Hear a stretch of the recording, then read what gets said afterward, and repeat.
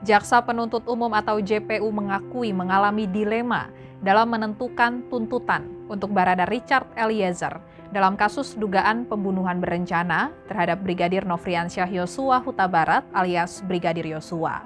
Dilema tersebut berkaitan dengan posisi Richard Eliezer sebagai eksekutor dan saksi pelaku yang bekerja sama membongkar peristiwa penembakan Brigadir Yosua.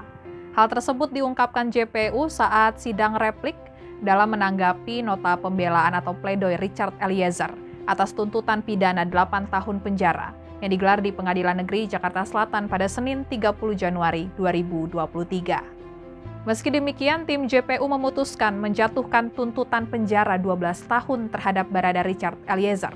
Tuntutan tersebut diklaim JPU telah mempertimbangkan sikap jujur Barada Richard Eliezer selama proses persidangan. Oleh sebab itu, tim JPU menilai bahwa tuntutan yang dilayangkan sudah adil. Sementara itu, dalam sidang pekan lalu, Richard Eliezer telah membacakan pledoi atau nota pembelaan bertajuk "Apakah Harga Kejujuran Harus Dibayar 12 Tahun Penjara?". Pledoi tersebut secara garis besar berisi pernyataan bahwa Richard Eliezer akan tetap berpegang teguh pada kejujurannya karena ia meyakini kejujurannya akan membawa pada keadilan. Dan dalam kasus dugaan pembunuhan berencana terhadap Brigadir Yosua, Barada Richard Eliezer dituntut 12 tahun penjara oleh Jaksa Penuntut Umum. Barada Richard Eliezer dinilai terbukti secara sah dan meyakinkan bersalah dalam pembunuhan berencana terhadap Brigadir Yosua. Dalam rangkaian tindak pidana turut serta melakukan pembunuhan berencana terhadap korban Nofriansyah Yosua Huta Barat, sehingga permohonan tuntutan kepada Majelis Hakim untuk penjatuhan pidana yang paling ringan terhadap terdakwa Richard Eliezer Budiang Lumiu di antara terdakwa lainnya perlu mendapat kajian secara mendalam.